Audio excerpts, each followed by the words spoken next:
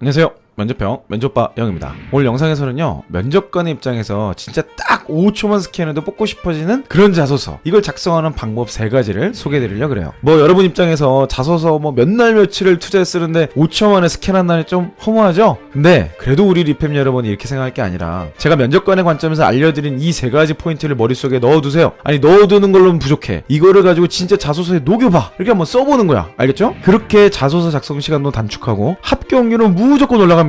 제가 약속할게요. 첫 번째는요, 내가 하고 싶은 말이 아니라 상대가 듣고 싶은 말만 작성한다. 이거 너무 당연한 얘기죠. 모두가 알고 있는 사실이에요. 그런데 정말 많은 분들이 가장 많이 놓치고 있습니다. 여러분들은 또 내 얘기는 아니야 뭐 이럴지도 모르겠어요. 자, 그래서 예시를 가지고 제가 설명을 드릴게요. 근데 그 전에 중요한 포인트부터 먼저 정리하고 갑니다. 자소서는요, 나의 스토리를 나열하는 게 아니라 상대가 알고 싶은 걸 작성해야 되는 거예요. 면접관은 여러분의 자서전이 궁금한 게 아니에요. 그럼 면접관이 뭘 알고 싶은지 제가 어떻게 알아요? 이렇게 물을 수 있겠죠? 면접관이 알고 싶은 건요, 딱 2개입니다. 경험의 결과, 리저트. 어떻게 그 결과를 얻을 수 있나? 하우와 리저트와 하우, 딱 2개만 궁금한 거예요. 예를 한번 들어볼게요. 자소서 문항에 성공 경험에 대해서 묻고 있어요. 자, 그러면 어떻게 면접관이 듣고 싶은 대답으로 구성할 수 있을까요? 먼저 좋은 사례부터 보겠습니다. 카페에서 알바를 하며 주요 고객층인 여성 대학생 소비자들의 니즈를 파악하여 전년 대비 매출 50%를 증가시킨 경험이 있습니다. 자, 이렇게 맨 앞줄에 넣는 거죠. 성과와 주요 액션을 핵심으로 던지니까 어때요? 전달하고자 한 바가 명확하죠? 자, 근데 지금 이거 보면서 여러분 무슨 생각했어요? 에이, 이게 뭐야? 저 정도는 나도 하지, 이렇게 생각하죠? 근데 여러분 대부분 이렇게 쓴다니까? 이미 제출한 자소서 꺼내서 지금 한번 들여다봐요. 아마도 많은 분들이 이렇게 쓸 거예요. 예시를 보여드립니다. 저는 대학생 때 카페에서 알바를 하였습니다. 알바를 하며 처음에는 주어진 일을 성실히 하는 것을 초점을 맞췄습니다. 그랬더니 사장님께서 제게 카페 운영에 있어 조금씩 걱정이 있을 때마다 함께 고민해달라고 부탁하셨습니다. 그래서 저는 제가 무엇을 할 수 있을까 생각하던 중, 자, 여러분들이 글을 작성할 때 기승전결로, 그리고 뭔가 좀 더 친절하게 설명하고 싶은 그 마음은 알겠어. 근데 자기소개서는요, 2가지식으로 무조건 읽기 쉽고 결과 중심적으로 작성해야 돼요. 이게 면접과 연결된 자기소개서입니다.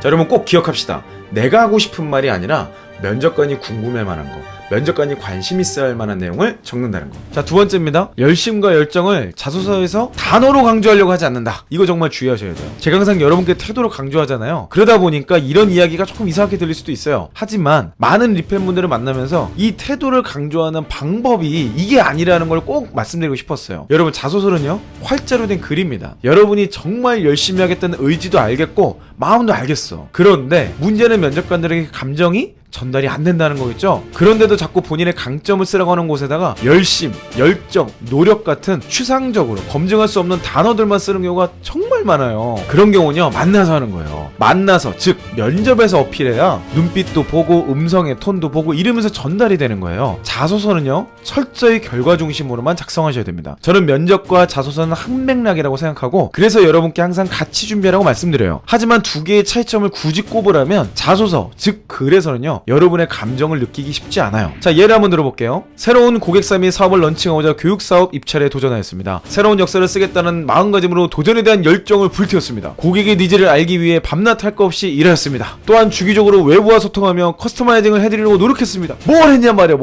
이렇게 작성하면 전체적인 흐름이 너무 모호하죠. 면접관 입장에서 제가 가장 먼저 드는 생각은 so what? 그래서 어쨌다는 거냐? 결과가 뭐냐? 이런 느낌이에요. 그래서 이 열정, 노력 알겠는데 그 열정의 구체적인 내용, 그 노력의 핵심이 뭐냐라는 것을 어떻게 표현할 거냐, 이게 궁금한 거죠. 가장 좋은 방법은요, 숫자로 표현하는 거예요. 그래서 이렇게 바꾸면 좋을 것 같아요. 신규 고객사 유치를 위해 맞춤형 커리큘럼을 제공하여 약 2천만 원 상당의 매출을 달성한 경험이 있습니다. 자, 어때요? 지금 딱 보면 벌써 뭘 했는지 보이죠? 맞춤형 커리큘럼. 야, 이 맞춤형 커리큘럼 뭔지 모르겠지만 2천만 원이나 매출 달성했네? 이렇게 되는 거예요. 계속 읽어볼게요. 맞춤형 커리큘럼을 제공하기 위해 주 5회 이상 고객사와 소통하며 필요한 부분을 분석했습니다. 자, 5회 이상 고객사랑 소통해서 벌써 막 열정이 뿜뿜 느껴지지 않습니까? 노력이 느껴지죠? 자, 이런 식으로 할 수 있는 한 모든 걸요, 수치화시키는 작업을 해보세요. 이 노력이 필요해요. 그러면 여러분들의 노력, 열정이라는 단어보다도 면접관이 이 수치가 눈에 먼저 들어오고 그 수치를 보면서 열정과 노력이라는 단어를 해석하게 되는 겁니다. 우리가 진부한 자소서를 탈피하는 게 목표죠?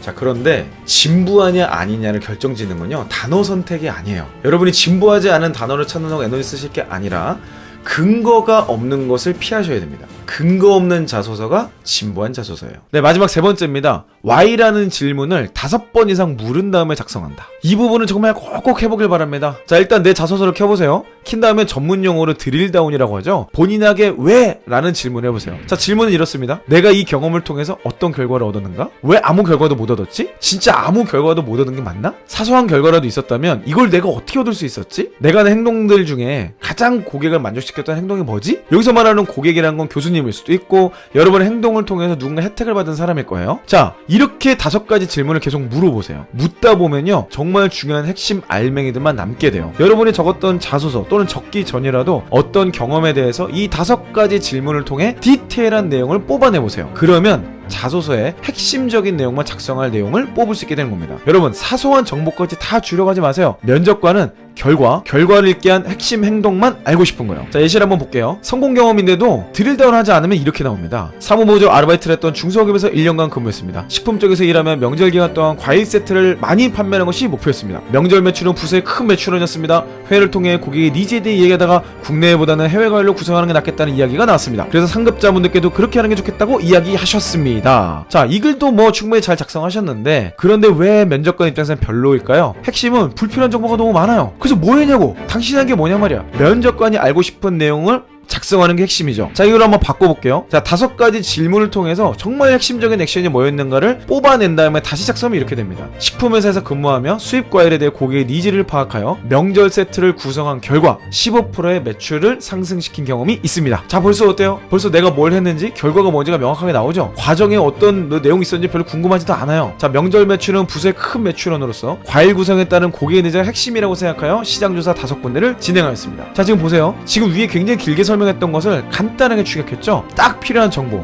핵심 알맹이만 자소서에 작성하는 거예요. 5가지 질문을 통해서 핵심적인 내용과 그렇지 않은 것을 구분하고 핵심적인 내용만 남기세요. 회의 내용에 어떤 내용이 나왔고 누가 뭘 시켰고 이런 내용은 다 빼도 됩니다. 중요한 정보, 핵심적인 정보가 뭔지를 우리가 어떻게 찾아낼 수 있다? 이 5가지 질문을 스스로에게 계속 질문하면서 찾아낼 수 있다.